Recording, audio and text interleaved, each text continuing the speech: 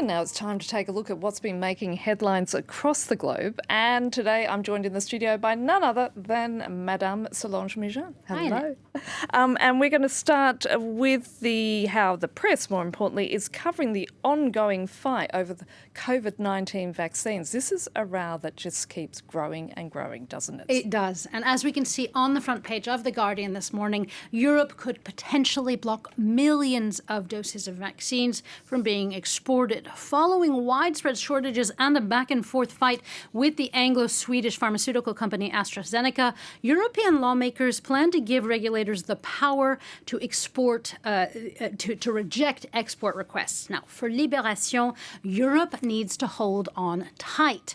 The number of cases and deaths are likely to increase in the coming weeks. And the paper says that because of vaccine shortages, the images bloc could and is currently suffering a serious blow. It is time, the paper says, for solutions even out-of-the-box ones. Now, one obvious solution here in France is to do a lockdown, another one, which La Dépêche is discussing today. The regional paper asks, as many of us here in France are asking, even in this newsroom. Absolutely. We're all asking it. We don't know. No one knows yet whether the country will and when it will go into another lockdown.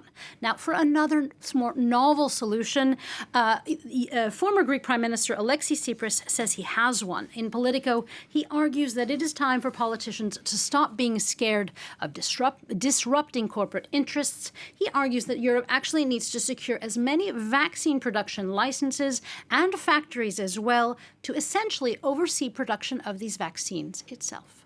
Now, as serious as this pandemic is, Solange, there are some surprising virus tidbits in the media. Yes, I'm always looking for that little fun story, even about serious subjects. And Metro tells us about a very expensive COVID snowball fight. Two men in Leeds were fined £10,000 each for organizing a giant snowball fight via social media. This was a repeat offense that police say was, quote, a significant and unnecessary risk. Now, the 20-year-old and the 23-year-old that were fined, well, they could, but this is me speculating, potentially be the kind of guys that are being talked about in the next article by Slate.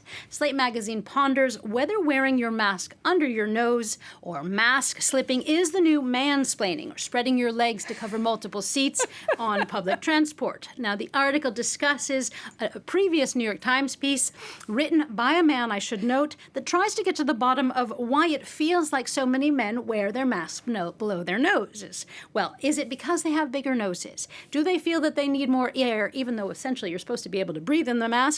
Or, as the original Times article ponders, is it because men, and I quote here, are slobs? End quote. Okay, well, as the host of the 51%, I'm not going to comment on that one. Okay, moving on to how the media has been covering the GameStop battle between the stock market and small investors. Now, for the Luddite here, GameStop, what is that?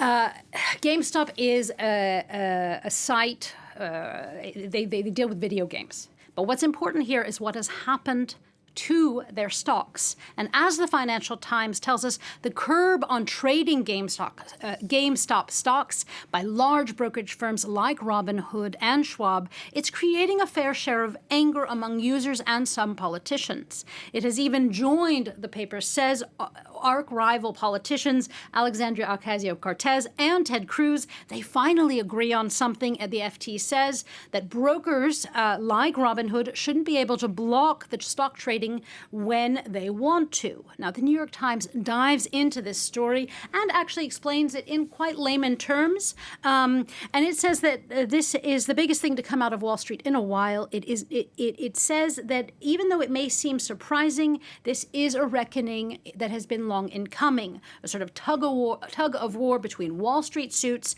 and crusading internet mobs that is, in essence, the Times says, not a speculative bubble or a prank, but, quote, an authority crisis, end quote.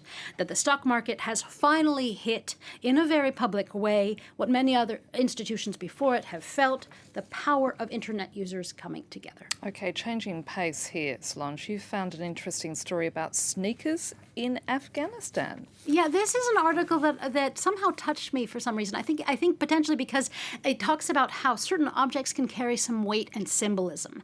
Afghan Dispatch in the New York Times tells us about these white high-top sneakers that the Taliban have been wearing for years. They're called cheetahs. They're made in Pakistan, and they're discreetly bought in shops by Taliban fighters. And they evoke, for many Afghans, though, fear, bloodshed, and persecution. So they are actually a very powerful and fearful symbol. And even American soldiers are aware of them. They are told to look out for what they call Haqqani, high tops.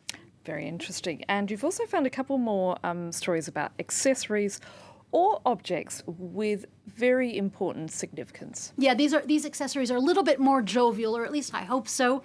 The first is about No Time to Die. I know this is not a jovial title, but it is the upcoming title of the next James Bond film. And Courrier International tells us that the film has been delayed for so long, some 18 months, that the product placements, these very lucrative product placements in there, well, they're no longer up to date, which means that these top secret products they may have died or gone out of fashion before getting to the silver screen, so there may need to be a reshoot. Now, another final accessory that is creating quite a bit of buzz in the press. It comes from the Huffington Post, and it tells us about a woman who was giving an interview online, and it's gone viral because a dildo was hanging out on the bookshelf behind her. This has led some Twitter users to call her a national hero and left many others, myself included, wondering, was it put there on purpose? Oh, who knows?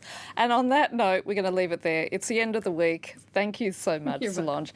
And that's it for this edition. If you want to take a look at the stories that we've been talking about, Solange and myself, you can, of course, head to our website, that being france24.com. Do stay with us. There'll be more news on the top of the hour.